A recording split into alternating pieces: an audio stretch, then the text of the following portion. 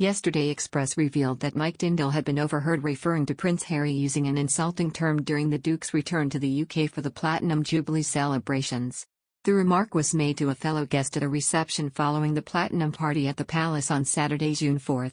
Following the concert, broadcast live from just outside Buckingham Palace, Mr. Tindall spoke to a fellow guest and referred to Prince Harry's behaviour as that of a BD. Reacting to the news, royal watchers on social media rallied behind Mr. Tindall. One Reddit user posted, "As an American, I have no idea what Mike Tindall said, but if it's bleeped out, he's not wrong." Fellow American Duchess Poe wrote, "I must say, I really hope he said it. #StandWithMike." During the extended weekend, Jonathan29781423 said, "As an American I've really grown to like Mike Tindall all during the Jubilee. Mike is a national treasure."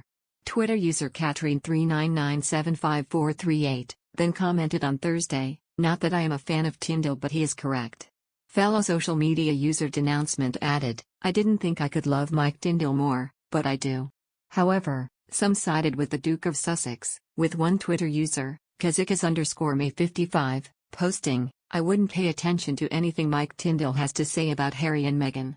The account added, "Everyone seems to pick a side, he picked William." Prince Harry and Meghan officially appeared at just one engagement across the Jubilee weekend. They arrived at St. Paul's Cathedral on June 3 with the rest of the royal family for a Thanksgiving service, and were caught on camera leaving after the event.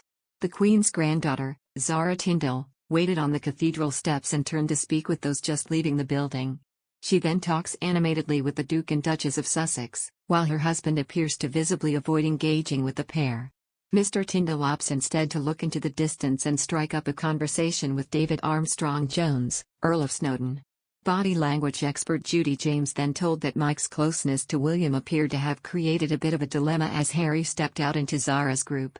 She said, "Zara looks happy to chat and even turns fully to talk to Harry here, who is looking anxious and keen to get into his own car."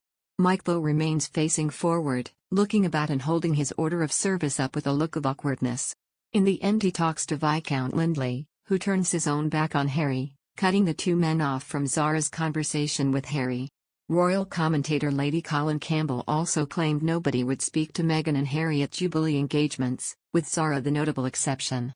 Lady Colin told GB News, "Between the booing and the cold shouldering that they got from everybody, my understanding is that by the time they left they were absolutely spitting bricks.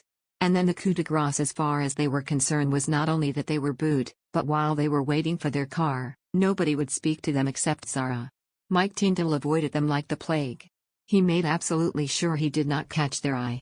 Dad of four Mike has previously joked that members of the royal family would like to throw a few punches at the Duke of Sussex. He made the comments during a Question of Sport live at the London Palladium back in September 2021. He was joined by former England rugby player Matt Dawson, who recounted a night out with Harry and ex-teammate Iain Balshaw in Sydney in 2003.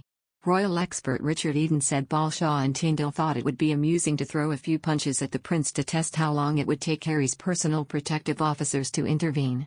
Mr. Eden quipped, "A few seconds, it turned out." Mr. Tindall said, "At Balmoral, the family are now having the same conversation." He added, "Except the Queen has taken his security away." When he was asked about Harry and Meghan leaving for Canada, Mike described the topic as a no-go area.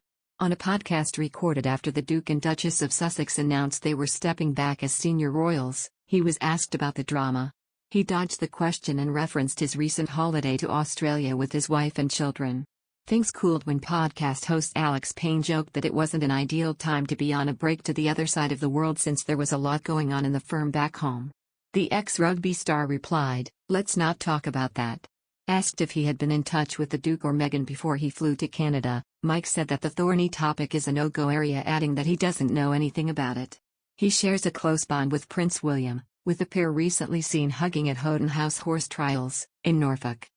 They could be seen enjoying some playful banter with Mike as the two men laughed and joked as Zara looked on. But their cheeky exchange didn't last too long and before they knew it, they gave each other a huge cuddle.